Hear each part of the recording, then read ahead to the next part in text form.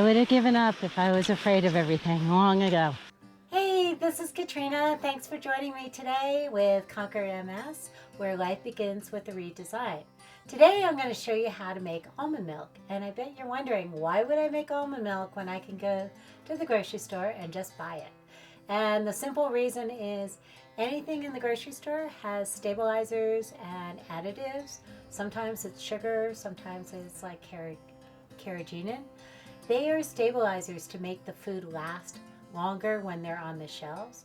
And so by making it at home, it's super simple, easy, and you're using whole foods, and so you know exactly what's in the ingredients. And by using whole foods, you're not getting stabilizers, anything that's going to disrupt your gut microbiome, create bloating, inflammation. The almond milk that I'm going to show you today is full of antioxidants, vitamin E, magnesium, and it is so good for being anti-inflammatory. And so inflammation for MS means pain. So that's kind of why we want to stay away from anything that's going to create extra inflammation in our bodies. So let's get started. Last night I took my 1 cup of almonds and I have been soaking them for the last, it's been about 12 hours now, with filtered water that I use my Berkey water filter. And the reason that I use filtered water is that it takes out the chlorine, and those are things that can actually disrupt your gut microbiome and the good bacteria in your gut. So you want to try to maintain that, because that is what's going to create health in your body. So I soaked my nuts last night, and you can see by the difference. These have been soaking for about 12 hours. These have been soaking for probably about 3 hours. And the difference in the color of the water, this one's really cloudy. That is because the outside of the nuts have usually been sprayed with something, or they have some type of preservative, or it's just natural that the nuts have a casing on them. And so you want to get that casing off so that the nuts can start, your gut can actually utilize all the enzymes. So I have 1 cup of almonds that I've been soaking for the last 12 hours. And I've been soaking them in filtered water. I have a Berkey water filter.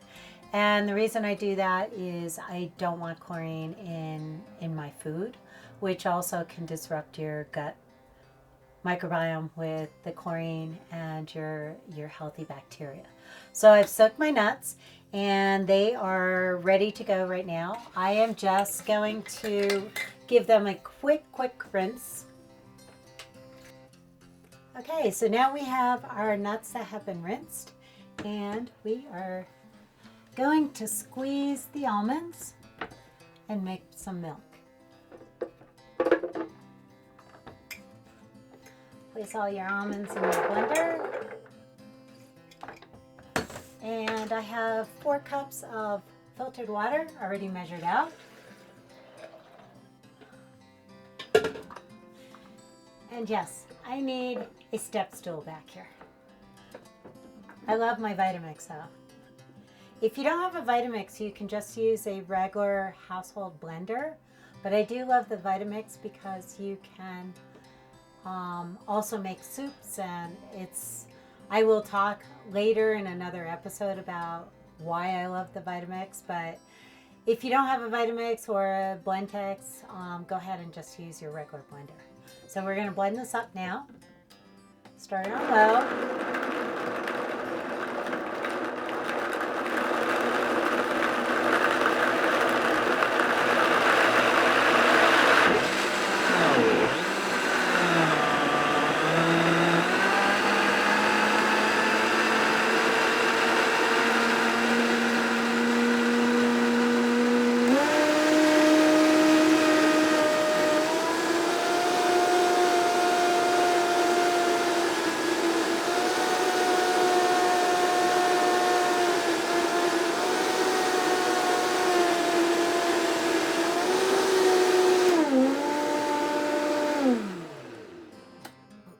Okay, so now that we've blended our nuts with the water, we're going to take this, and I have a strainer lined with cheesecloth. I actually have a nut bag that I would prefer to use, but I can't find the nut bag in the tiny house. And so I had to get cheesecloth and a strainer, but it'll work. Like everything else in life, you just have to have strategies and do the best that you can. Okay, so I am straining it. I'm going to help it along a little bit. So a lot of times when I'm making almond milk, I'll actually make a double batch. So I'll use 2 cups of the almonds, and I'll use 8 cups of filtered water. I tend to make double batches of everything that I create because I like to do it once and then be able to enjoy it. As long as you drink the milk within 5 days after making this and keep it in the refrigerator, you are fine. It actually keeps for a good amount of time in your refrigerator. Then it's really good to use as granola. You can add in some cranberries and blueberries, anything that you can create. It's really good for you. It's all natural almonds. Okay, and you can see we're getting lots of almonds, but I try not to throw it away. So much goodness here. And almonds are really good for you. They help with cholesterol. They give you vitamin E, magnesium. You don't want to throw that away. It's so much better than the almond milk that you buy. And wait till you taste this. It's amazing. So I'm one of those coffee drinkers. I just like something in my coffee, and I don't want to use regular cream. So I'll make almond milk, and I'll just do a little almond milk in the morning with my coffee, and it's really good. If you stay till the end of the video, I am going to tell you a great drink that you can use with the almond milk. You can make with the almond milk, and it helps you sleep, and it's also really good for inflammation. And if you're finding content in this video, please like, share, subscribe, and leave a comment down below. Let me know if you've tried making the almond milk, how you liked it. I love to hear back from people.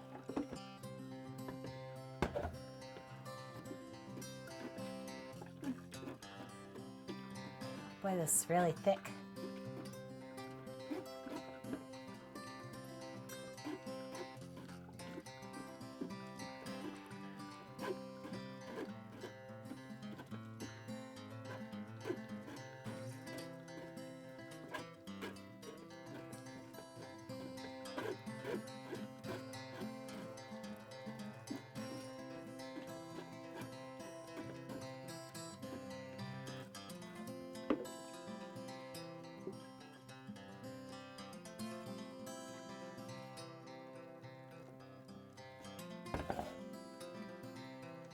So I'm straining the almonds out, and the next step is adding the almond milk back into the blender, and then I'm going to add the sweetener of choice, which for me is the raw honey, some vanilla, some cinnamon, and just a pinch of Himalayan sea salt.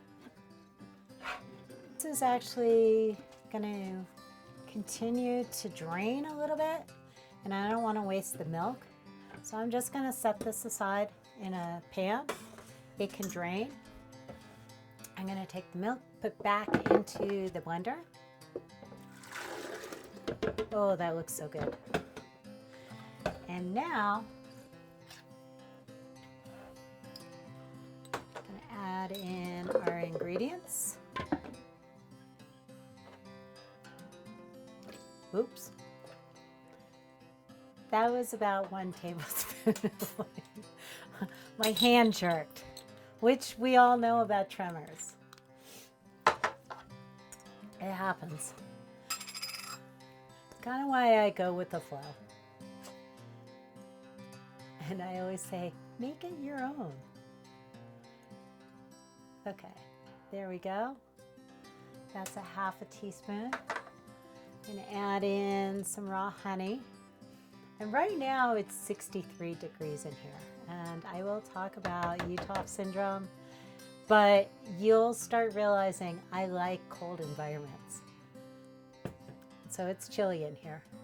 And so what happens is the honey starts solidifying because I don't keep the house, my tiny house, at 76 degrees or 75 or 73. Whatever normal people keep their house at, I don't. I've been called a little polar bear.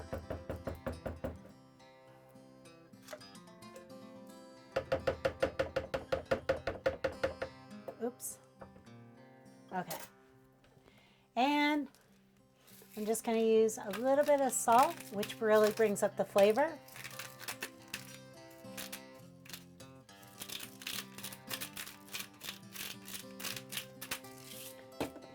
And we'll stick back on.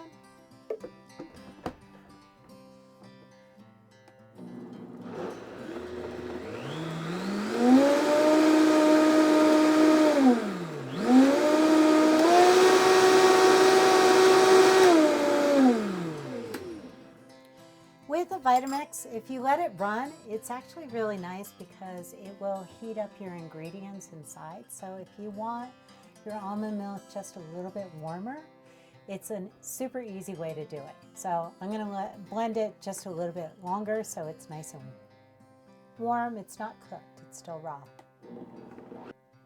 Cheers.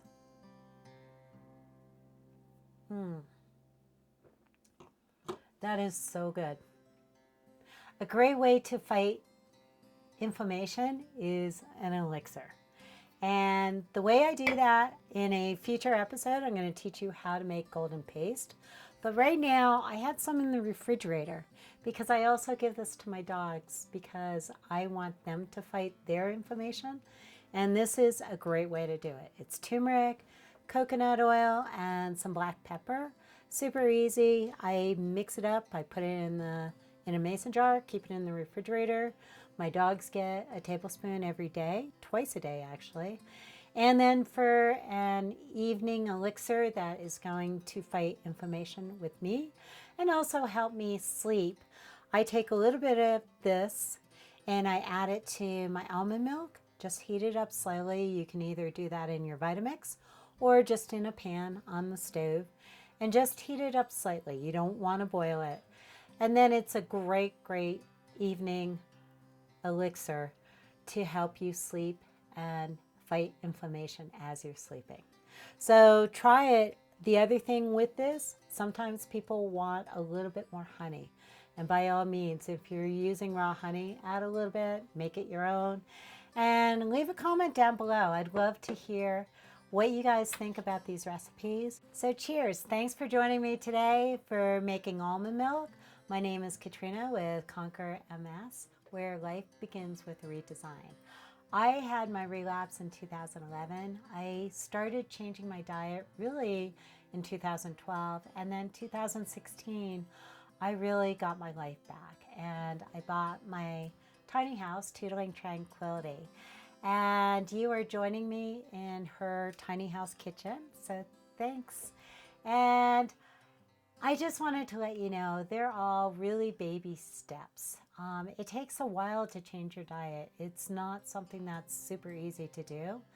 But if you could do one change once a week, that's enough. It's something. And you're fighting inflammation. Just think about the foods that you're putting into your body. Are they creating inflammation or are they fighting inflammation? And with MS, you definitely want the foods that are fighting inflammation. And you are going to conquer MS.